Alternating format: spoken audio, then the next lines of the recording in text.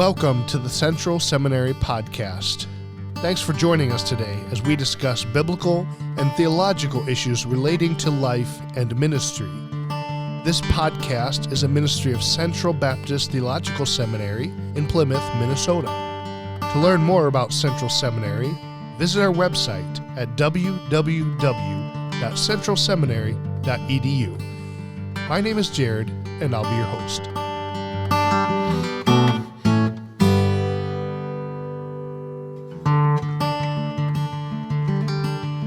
Well, welcome back to another episode of the Central Seminary podcast. Just a quick reminder to subscribe, share our episodes. They go out on our social media, Facebook and Twitter whenever they're released. Share and like those and get the word out about our podcast. Today is an interesting topic. It's a weighty, heavy topic. And due to the nature of it, we're going to forego some of the introductory questions we usually ask and get right into it. We're talking about sexual abuse in the church, and we have Brett Williams and John Pratt with us, and they bring some level of experience with that.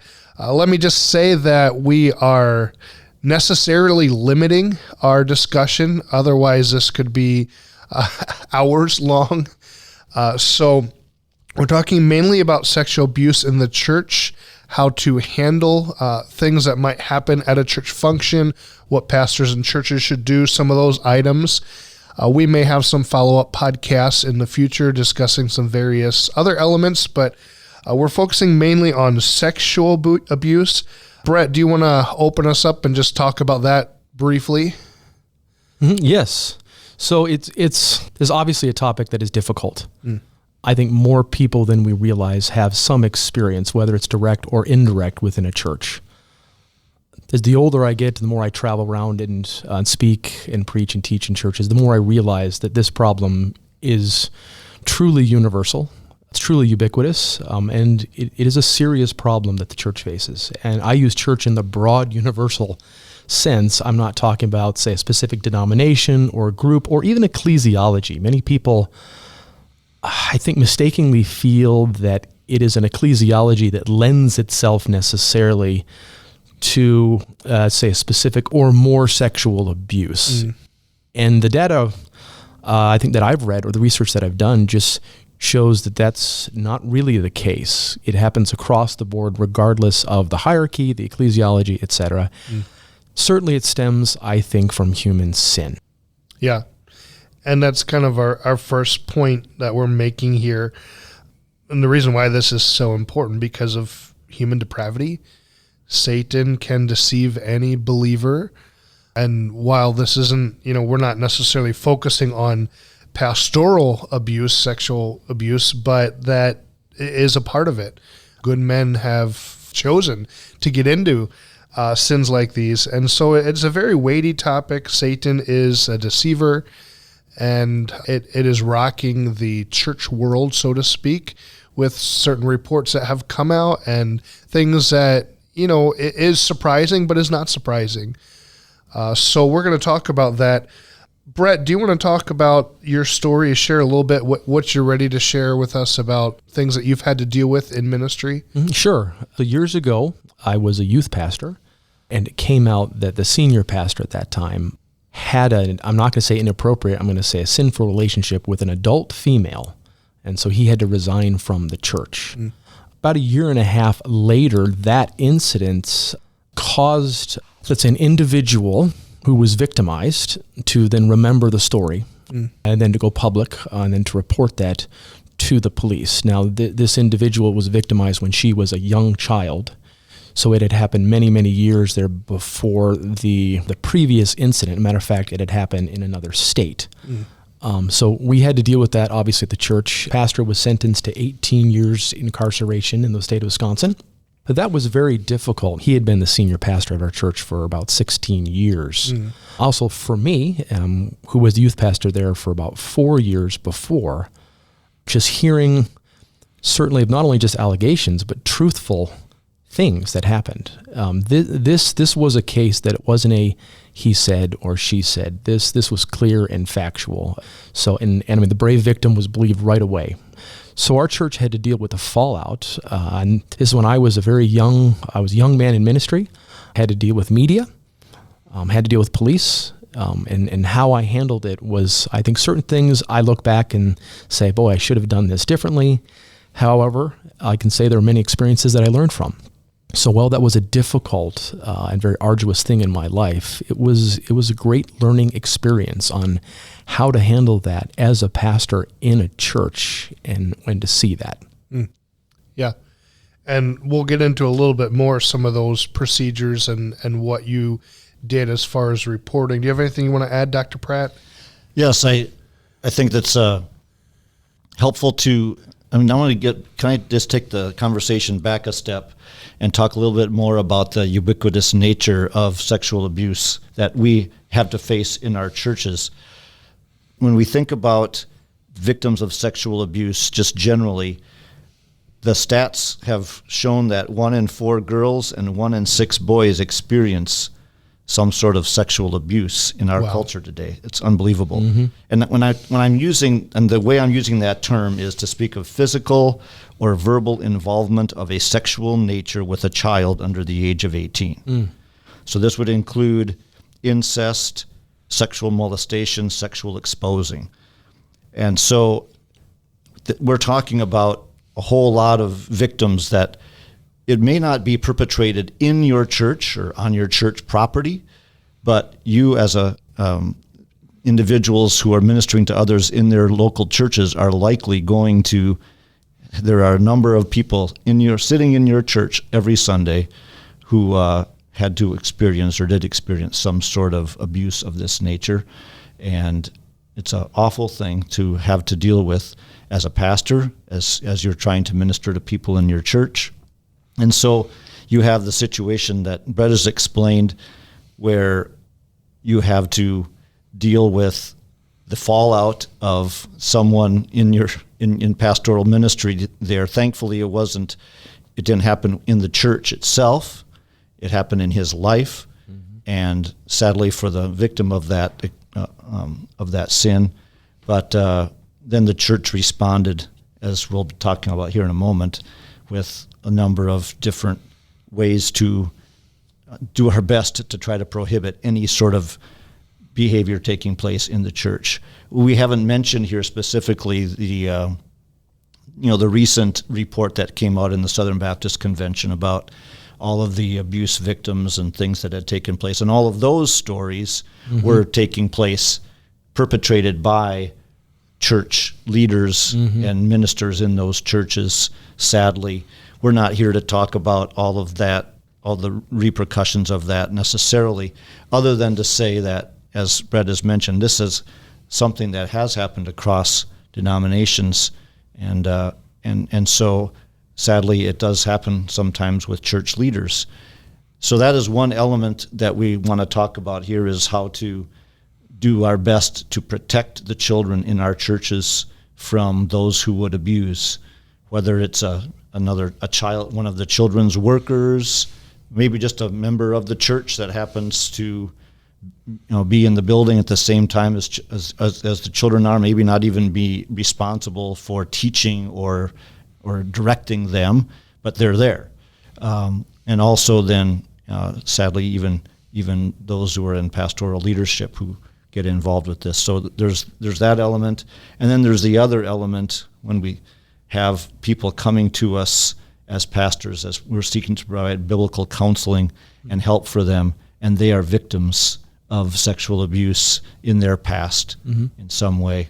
So those, I think, are the two elements that we could talk about. We're going to try to zero in here, I think, on what can we as churches do to protect the children in our churches from any sort of predatory behavior that might happen, sadly, because of sin in the lives of people that are either sometimes just visiting or involved in the ministry in our church. Absolutely. Yeah. If I could build on something that John said, this is hard. So many churches, in particular small churches, just want to avoid the topic altogether. Certainly for obviously reasons. I mean, it's a vile topic. It is disgusting. I think I'd rather not think about it. However, I think some of the data that John mentioned, and we have a lot of data in front of us, I don't think we'll have time to unpack it all.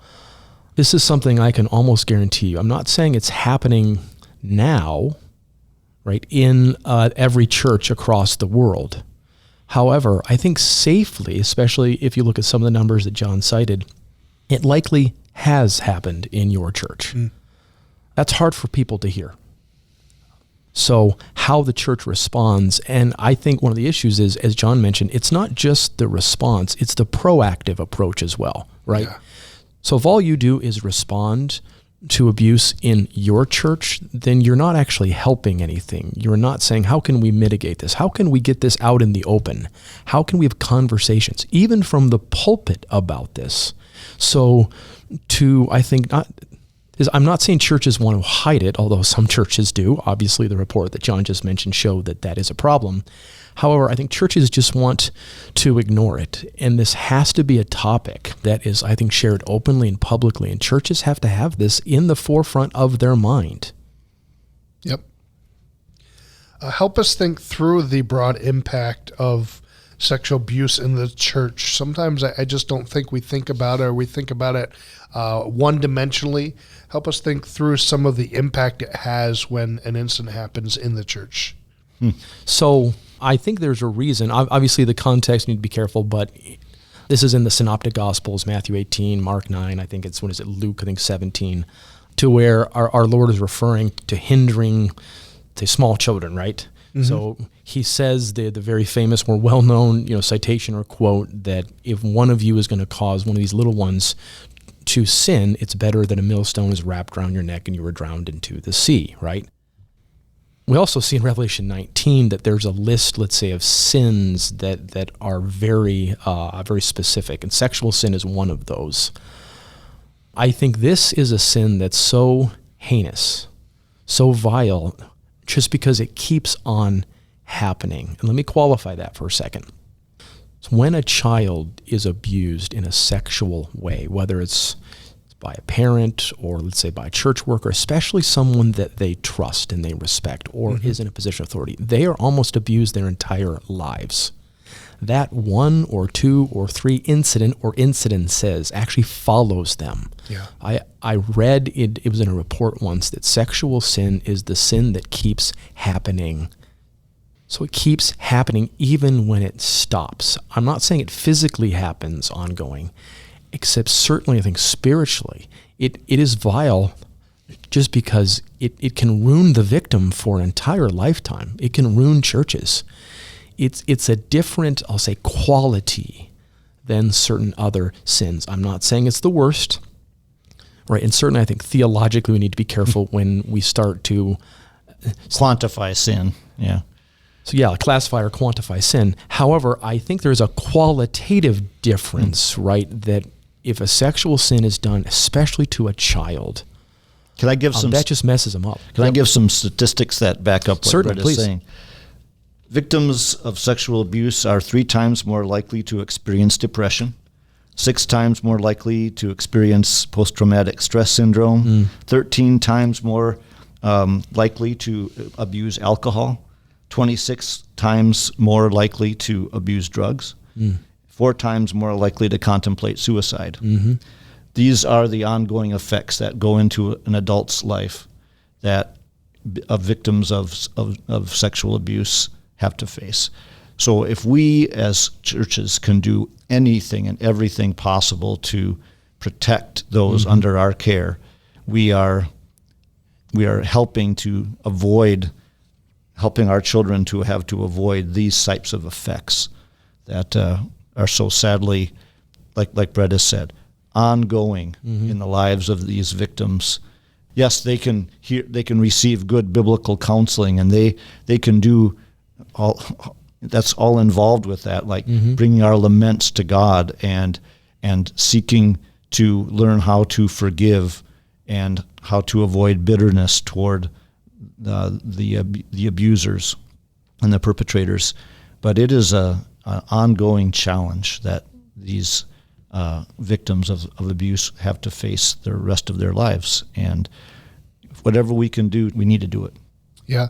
And I think it's helpful to remember that it's a very broad impact, not just with the one who's abused.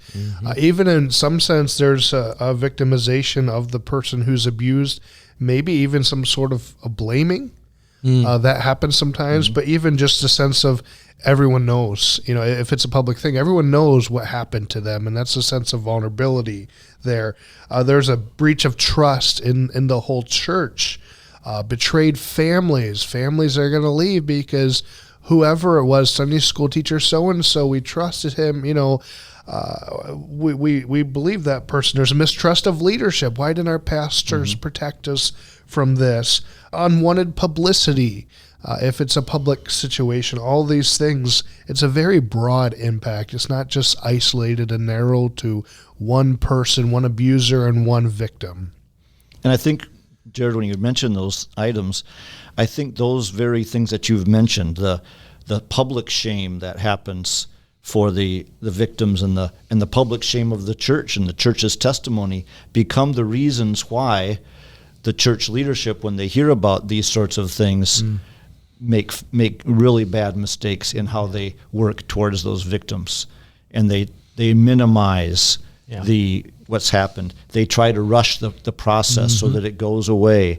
They try to silence the victim and minimize the trauma and effects of the abuse, so as to try to have it go away, and we don't have to deal with it publicly anymore. And all of those actions just bring more and more shame and guilt and hurt to the victims, not only the victims, but their families and all of those affected. Yeah, I think that's a wonderful point, John, in the sense of, I think this is one of the true issues. And I have read this, I've even heard this. So where, say something happens in a church, it could be a family in the church or even church leadership, as you were mentioning, Jared.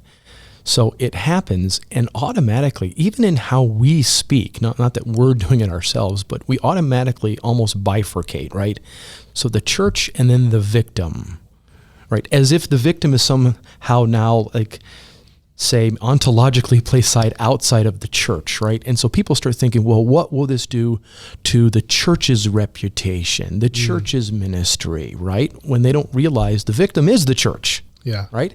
So if someone is victimized, the church is victimized. You can't hide it or rush it or get past it. That victim is not now somehow outside of the church. And I think even inadvertently, although certain times I have seen very purposely, there's almost a proverbial scarlet letter that a victim wears, right, to distinguish them from the other members of the church. That is the exact opposite that Christ wants. Yeah.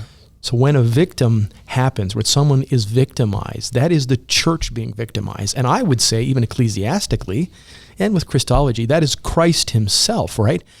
Because he reminds us, if you, give a cup of water into one of these, you are doing it to me. So we need to be careful when something happens in a church that this whole, as I said, bifurcation or separation between, the victim, this story or this event may harm the ministry or the efficacy or the testimony of the church. It already has. Yep. And there's another element that can happen in here too, depending on how much the authorities get involved, or maybe the authorities don't get involved at all, or in some states there's a statute of limitations that affects the ability of law enforcement to bring penalty upon the perpetrator, and you have your abuse victim and the abuser in the same church. Yeah. And how do we respond as church leaders to dealing with this abuser now who still wants to be part of our church? And how is that going to look as we're trying to minister to the victim of this? And there's lots of questions that we don't have time to pursue, but that's another effect, as you're talking, Jared, about how abuse can really harm and hurt the church. Sure. Why might churches be an easy target for people who want to do harm to minors? Well, I think the church is both somewhat distinct from other groups, other organizations. At the same time, it's very similar, right? One of the data points that remind people is that, especially in children, so these are victims under 18, 93% of them know their abuser, right? Yeah. So I think, again, one of the misapprehensions of a lot of churches, and this is, I even shared this for years, I'll be honest, is that you always think of someone outside of the church as a potential abuser, right? It's that visitor that comes in that, maybe looks a little shady, or right, or someone that you don't know. It could never be Mr. McGillicuddy, who's been in the church for 22 years. Well, who's taught that first grade Sunday school class for the... Exactly. That's exactly it. Whereas the data shows that he is more likely than. So I'm reminded, this is, let's see, Peter in 2 Peter. He's referring to people who are false teachers, right? 2 Peter, I think it's in chapter 2, I believe it is, right at the front, where he says, he's using the example from the Old Testament. He says, false teachers arose from among them. And then he directs it right to his recipients. He says, as they will arise from among you. And it says, secretly declaring heresies or teaching heresies, right? So I think often the church's, and I'll use this term, the church's defenses are outward, when in reality they need to be inward, right? Because most abuse happens from the inside, not the outside. Right. And to get to your question, Jared, as well, about why are churches like a place where they're easy targets. I don't know how a sexual abuser thinks, but I am quite sure that they are drawn to places where there's easy access to children. Yeah. And churches, we have Sunday school, we have vacation Bible school, we have all kinds of ministries to our children in our church, as we should. And we desire to train them up in the nurture and admonition of the Lord as a church as we can help that way. But if you're attracted to children, what a better place, because it's not like a school setting where you have to have the education and you get vetted and hired. Well, we're going to talk about that here in a moment. Churches do need to be doing vetting, but that is, I think, one of the reasons why there's a lot of trust. There's a lot of, that person's been here for a long time, or, they just like kids. Yep. And like Brett was saying, I remember being taught about stranger danger, and he was this bad, ugly-looking character that you saw him a long ways away when you're out on the sidewalk, and you just ran the other way. Well, that is not the typical abuser, as Brett has said. Yeah. He is.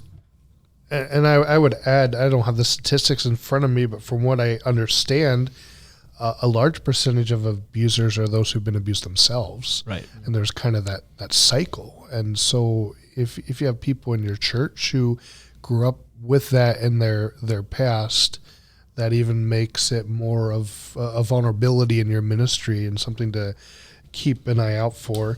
I think in churches there's a circle of trust. You don't like to think that this person who seems to be godly would do anything ungodly.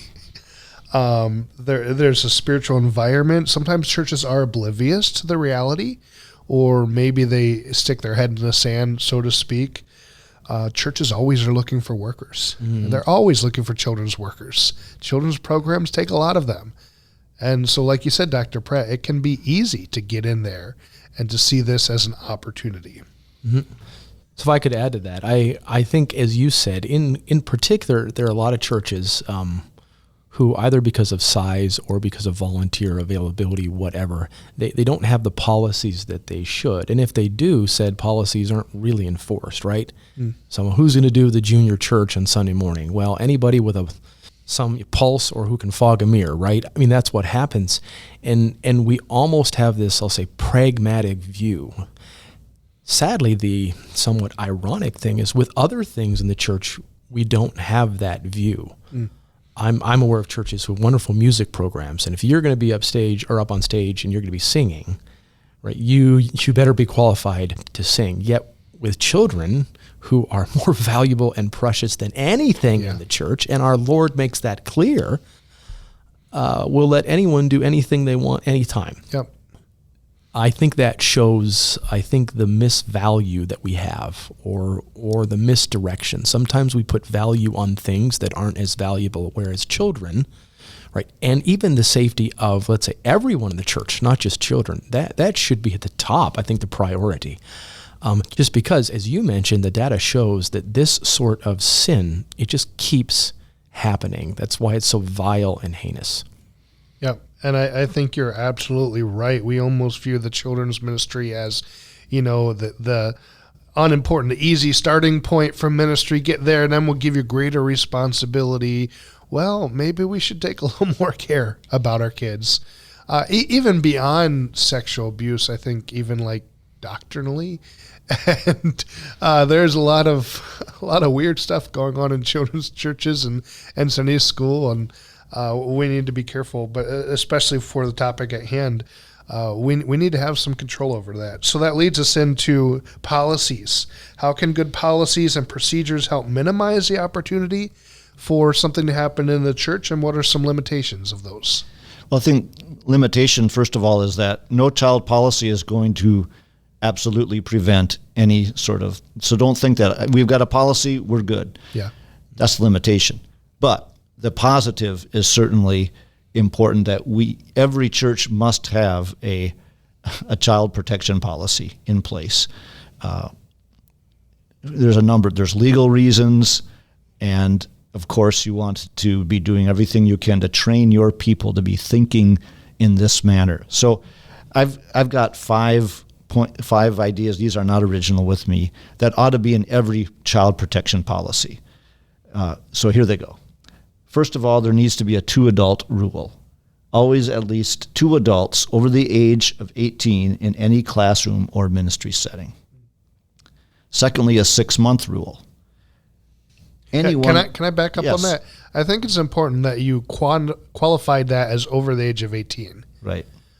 Because sometimes, many times teenagers aren't mature enough to be able to handle some of those things, especially if they're on their own. Think of a nursery setting where one adult is busy with something else, and then you have a teenager or a young person who might have been, allowed to serve in the nursery. I think that's important to qualify that. We could also talk about married couples, because a married couple can't testify against, one spouse can't testify against another if that ever came up. So, yes, 2-adult rule. Secondly, the 6-month rule. Yes.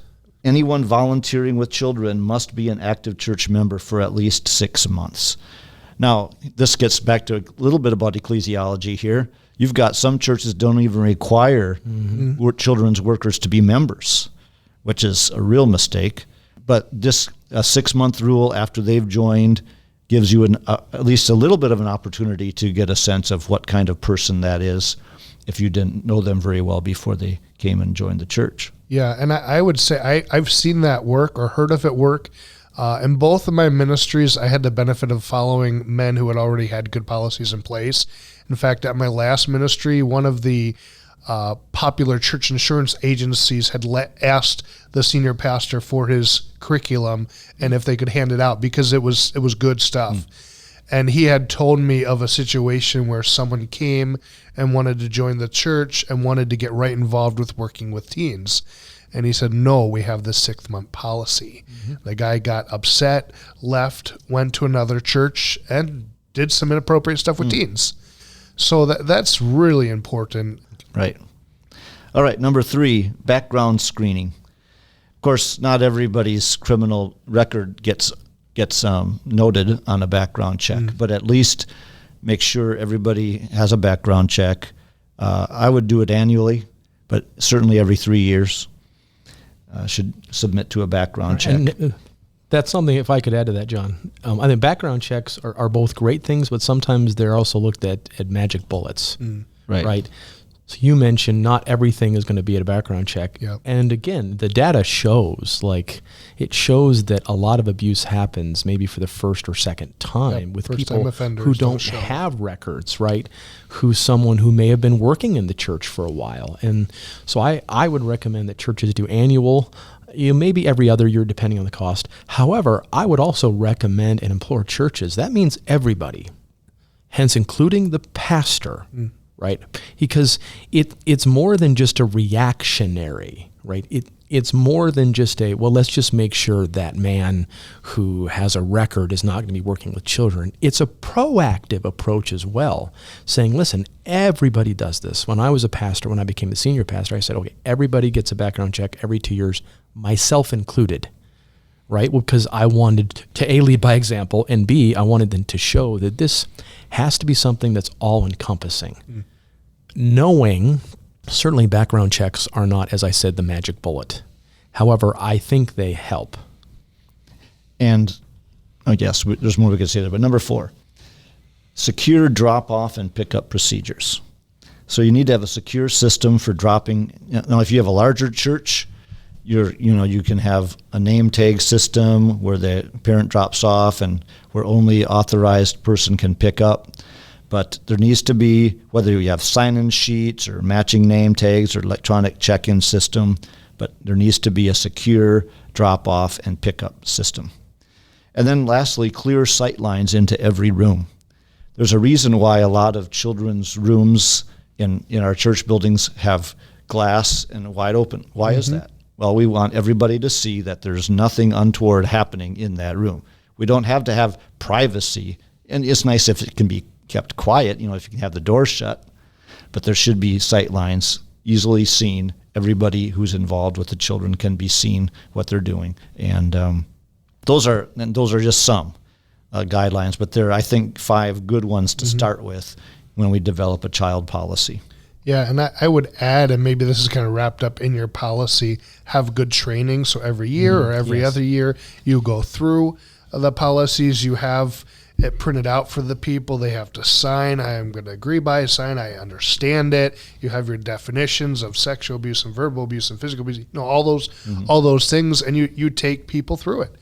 And we did that at our church. I added some things, although the policy was good, but I added some things because of my wife and my background in foster care. We knew some things that we could add, how to spot children who've been abused. I mean, even, what to do in active shooter situation, that's not quite in this topic, but those sort of things, nursery policy, all those things are vitally important to give to your people regularly and have some sort of certification or approval process that they go through. And if they're not able to be there for the annual or the every other year recertification, you have a way for them to do that so that their name's on a paper. You're constantly keeping it in front of the people. And I think this is something that's important. Certainly the regularity of the policy, right? Policies, I've seen many policies in many churches. In most policies, you have to blow the dust off of them. And they're only enforced when something happens or when there's a problem. So as I keep saying, we need proactive. So I think policies are great. You need policies. You need to stick with those policies. And I would also say you need to develop policies that have, shall I say, very few loopholes. Right? So I've seen churches with policies, but the policy doesn't apply to the pastor or the pastors or this or that, right? That's a mistake. Because again, we think often of policies to say that they will then prevent something bad from happening. Well, that's hopefully true in some sort. However, that's only half the equation. The other half is they actually are there to shield workers, right, from accusation. Hence, this is the other side of the coin. So as a pastor, I wanted those policies above me. So I was underneath those policies. So I had to operate those. I had people checking in on me when it came to stuff like that, right? Because then if something happened, say so-and-so was accused or something like that, you can say, okay, were the policies followed? Now, I know there are no guarantees with this, and I hope and wish that there would be. However, that'll happen in the kingdom. Now, I think we need to realize that, as I said, the other side of that coin is that it's also to help the workers. Workers, volunteers, pastors need to understand that. This is for their benefit as well. I think so often people see a policy as almost accusatory, right? Like, well, why would I need this policy? Because I've been working with kids for 42 years. I'm a great grandmother, right? Well, no, the policy is for your benefit as well. So develop policies that no one sees loopholes, especially the pastors. That has to be the key, right? They have to lead by example. I think one of the things that I think policies are great. However, if the policies are not mentioned from the pulpit, then they're not in front of the church's mind, right? They're not at the forefront. And again, I'm not saying every Sunday this pastor has to remind the people how vile and wicked they are, and right, and maybe there's abuse happening in the church. That's not what I'm saying. I'm saying this isn't just one thing that's held into children's ministry and is never discussed openly. We need to bring it into the open and remind the church en masse and whole why we have these things. Yep. And that gets back, I think we're talking about training and making sure that the people that are involved in our children's ministry know the policy. And so we have a regular reminder of what the policy looks like and what it is. And also, this is probably just broader than those working with the children, and that is doing some educating for the church as a whole, helping them to see the scary numbers, helping them to understand what a groomer looks like. What does it look like to be grooming a child for abuse? And, there's a number of things like non-sexual contact, like holding hands or holding a child on their lap or giving them candy, or, realize there are those who like to give candy out to kids, but be careful that so people need to be aware of what grooming looks like, and maybe they have never thought about it that much, but they need to be aware of what sexual abusers do and how they get their victims ready or groom them so that they can sin against them.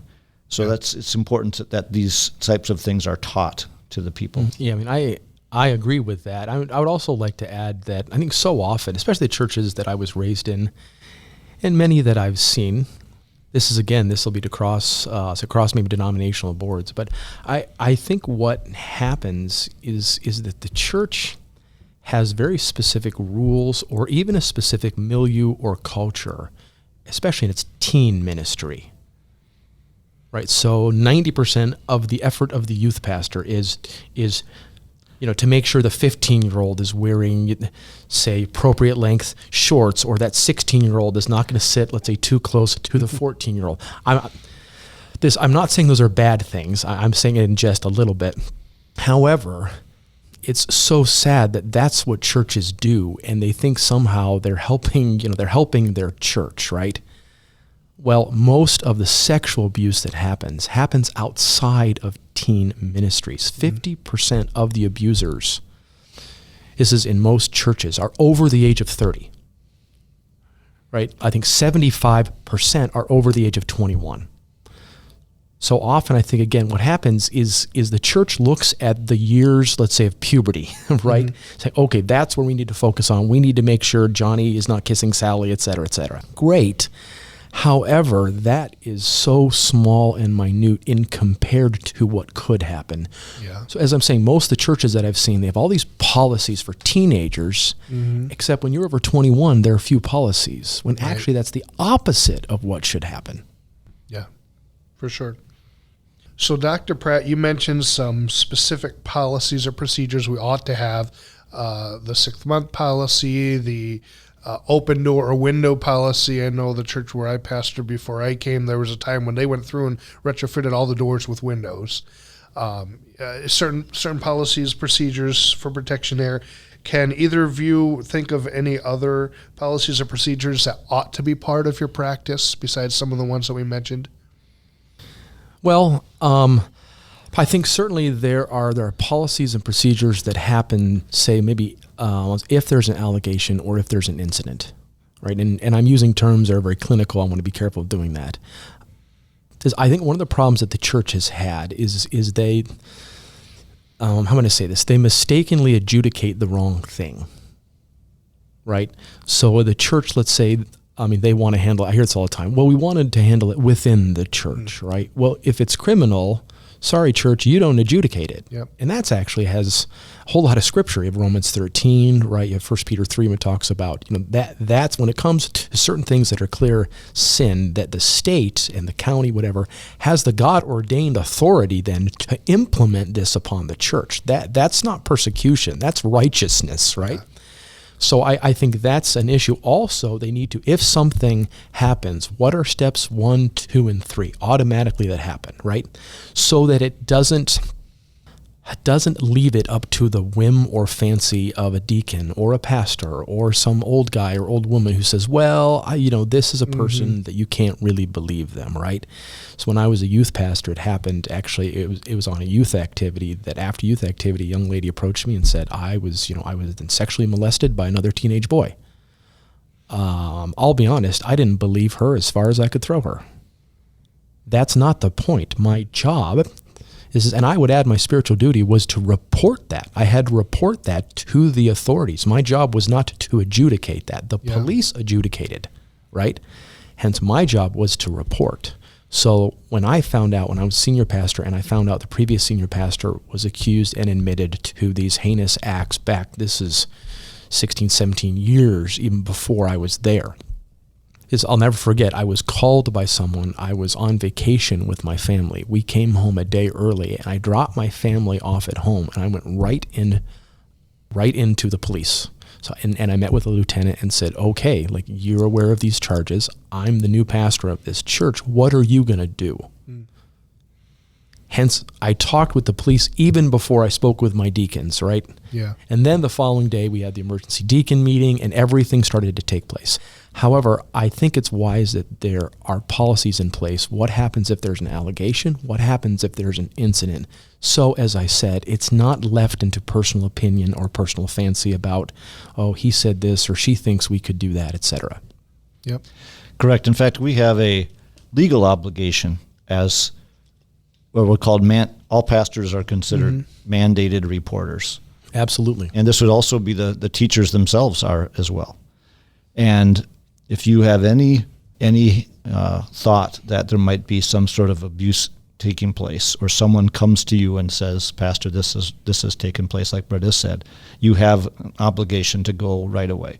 Yeah. And yeah, we've heard the horror stories. Oh, social services got involved and they took the children away. And okay, that's not for you to have to worry about. Exactly. You have the responsibility as a mandated reporter to report it. Yep. And then trust that the people that God has put in place will do their job. And I've had opportunities to work with social services in a particular situation in one of the families of a church I was in, and they did an amazing job in adjudicating, in helping to resolve a problem which was definitely a problem.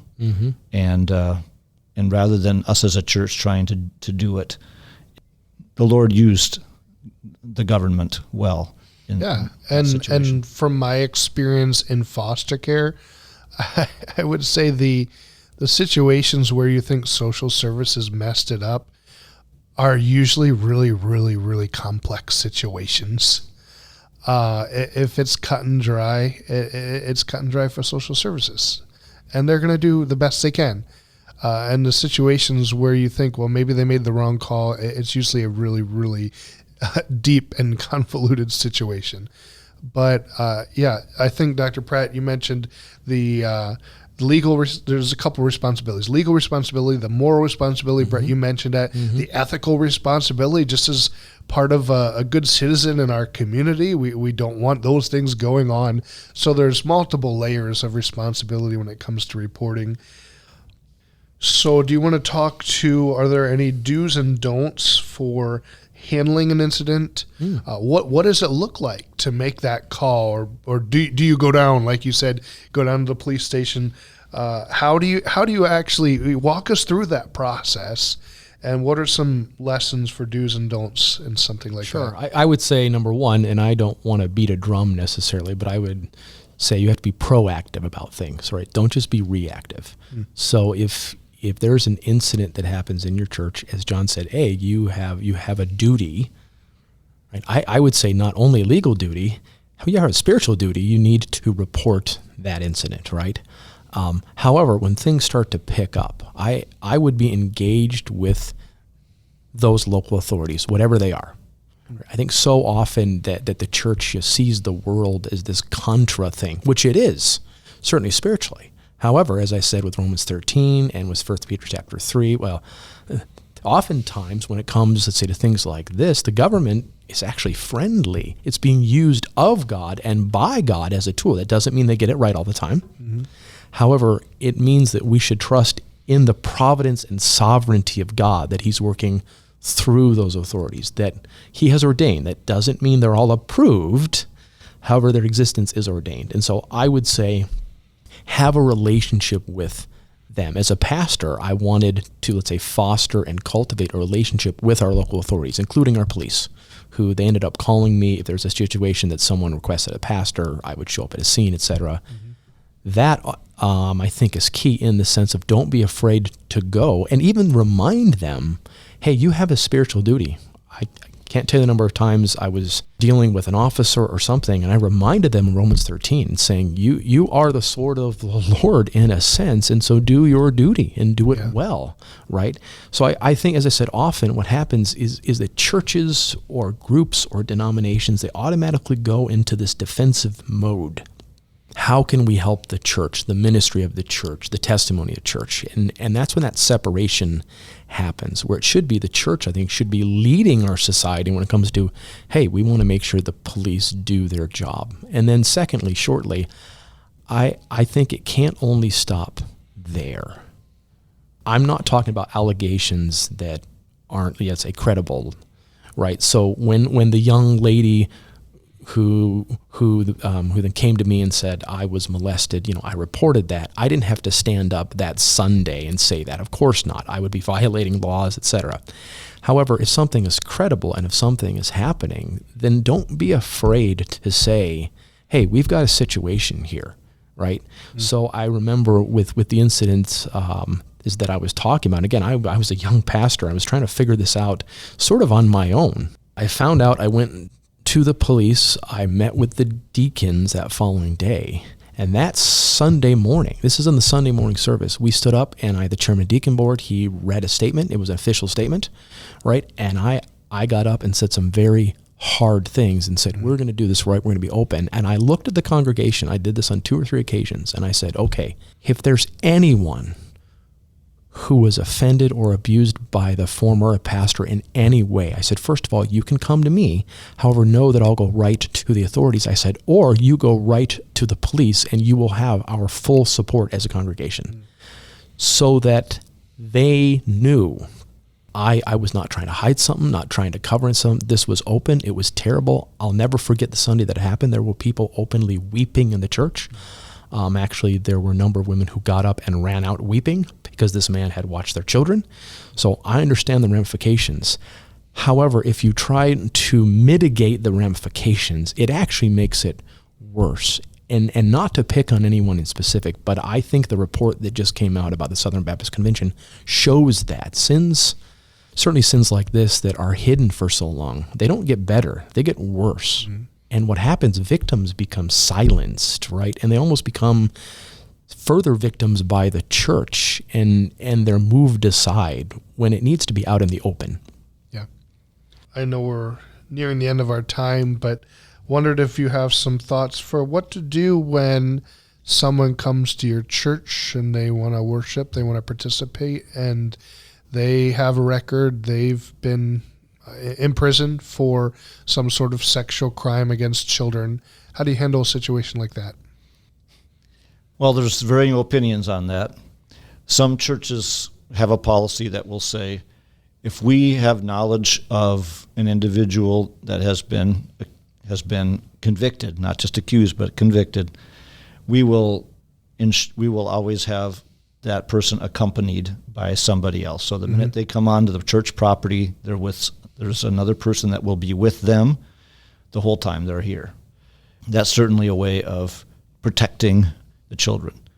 I've heard of other churches that will say, we're thankful that you want to worship here with us, but due to the fact that you do have this record, even if you do now claim to be a Christian and follower of Jesus, we're asking that you go and find another church. We don't want you to be here on our property. Those are a couple of responses. Maybe Brett has another. Yeah, one. I mean, this is a whole nother talk that maybe we can get to. I mean, but certainly the salvation of Jesus Christ, in my opinion, is open to all, right? And this reminds me of what Paul says when he talks about these heinous sins, and he says, "And such were some of you, except you were washed," right? So it's not. Hopefully, I would think any church I would pastor or be a part of, we would welcome individuals like that, who have repented of their sins. That's what the church is about, right? I've had murderers at my church who served, for say 10 to 20 years, right? I've had people who had any number of sins. This is years ago. My wife had a story that the church that she was raised in, there was a man who murdered his wife by burning down the house. Wow. Right? And he was in jail. He got saved in jail. Right, and then he had this long, very convoluted trial because how do you prove it? It was hard, all these accusations, and he started to go to the church right before the sentencing. He had a little ankle monitor, that type of thing, and he got saved. He was saved in jail. So how does the church minister? The church needs to minister to people like that. However, as John mentioned, I think very carefully, right? Mm-hmm. So I had a case where a man approached me and said he wanted to volunteer in the youth ministry. He wanted to help maybe drive the youth van or our church van. And we did a background check. And years ago, he had a DUI. Mm-hmm. So I remember I actually took him out to Pi and I explained to him, I said, "Brother, we love you. We want you at this church. I want to minister to you. There are many things you could do in this church. You're never going to be driving teenagers in the church van." He was offended. He ended up leaving, etc. However, I think prudence and wisdom dictates that as John said, we want those people in our church.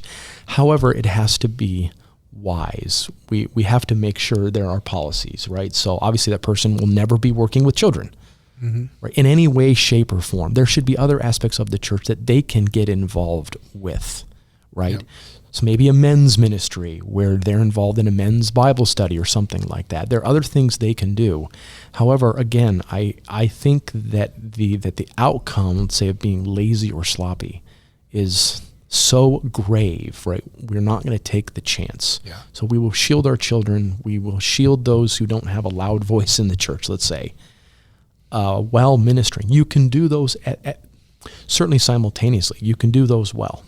However, that, I think, lends to or leads to having policies, following those policies, making sure this is something that's somewhat regularly discussed in the church. Yep. And I would say that evidence of true repentance that person will be more than happy to do whatever whatever policies you. So if you say, you know what, we don't think it would be wise for you to sit in the parking lot and watch the kids play on the playground. Mm-hmm. That's not really very normal. Yep. And if that person is doing that, okay. We need to give them several. Here are the things that we expect of you, yes. And if you do any of these behaviors, I'm sorry, but we're not going to allow you to be around. I think expectations are big. I had a situation where a man had served his prison sentence for molesting a minor, and he let me know before coming to church. He said, "Hey, I'm just getting out," and he wanted to worship with us. And so I met with the man, and I had dug into the details beforehand, and I found where he was going to church at the time, and the pastor of that church is actually a Central Seminary board member. But I called him up and said, "Hey, do you have any details about this?" And so I met with the man, and we had a police officer in our church, and so I had that man come too because he knows how to read criminals. And he basically did the talking, and we said, "Look, you can come, you can worship, and you can leave." And we set parameters. We said, children's wing, here's where the children's wing is. Don't go there. If we see you going there, you're going to be asked to leave. We were very open with them. There are people who have concealed carry permits in our building, and they will know who you are, and they will have their eyes on you. And as soon as I met with him, I emailed our deacons and anyone involved in security, and the public records are there. Sent him his picture and just said, I don't know what's going to happen. Well, the guy never showed up. So I don't know, maybe we dodged a bullet, but just being up front, here's what we expect. Here's what's going to happen. We're not going to give you any extra slack here.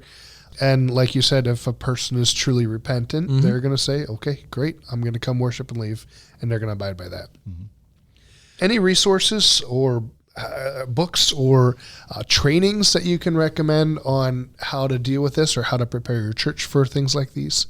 Well, there are many, and I'm not going to necessarily espouse one or the other. I would say that a resource that I found helpful is called Ministry Safe. And you can look them up online. They have a lot of good ideas. And especially, like in my case, if you're a young pastor, right, you're somewhat maybe geographically isolated like I was, and you're just trying to think of this from the first of time and you don't know up from down. This, I think Ministry Safe is a good website. Also another one that's actually secular. However, they have some good resources. It's called RAINN, RAINN. You can Google that. The RAINN. This has a lot of data that they work with the FBI on, and it kind of shows what the numbers reveal, right? And so when I started researching into this, as even John mentioned, I realized that our church was doing it wrong, right? As in we needed to follow the data in some sense. We needed then to realize that, say, as I mentioned, teenage policies were not the issue. Yeah. Right, or youth group things, or that strange visitor that comes who looks somewhat foreboding. That's not the issue, and we redesigned our church policy. It's also because of that. Mm-hmm. Okay. There are several books that have been written recently. Unfortunately, I did not write them down before I came to the room. There is material available. There are a couple of other websites besides the one that Brett has mentioned too, and of course it's not helpful not to be able to give them to you right now. But there is help available, especially, and it's usually pretty easy to find. Yep. All right. Well, thank you, men, for talking with us on this weighty topic. Thanks for your advice and wisdom, and thanks for being on our podcast today. Thank you. Thank you. Next time on the Central Seminary podcast.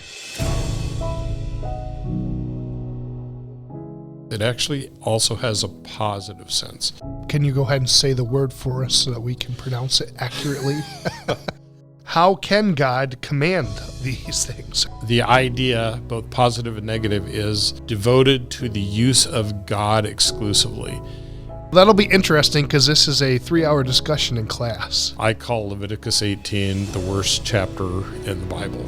Or I could take it out in the backyard and smash it to pieces so that it would never be used for anything. Well, I think we covered it the best we could in our time slot. Wow. So that they won't teach you to do all the detestable acts that they do for their gods. Idea of being devoted to destruction in the Old Testament. The word is harem. We're a little nervous about this one. Right. And he violated harem. Look for our next episode on the Central Seminary podcast.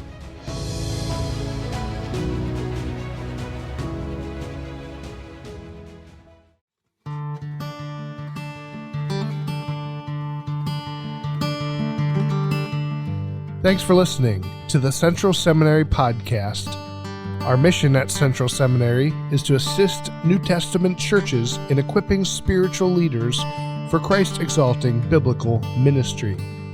Since its founding in 1956, Central Seminary has sought to provide serious students of God's Word with robust theological education as they prepare for ministry.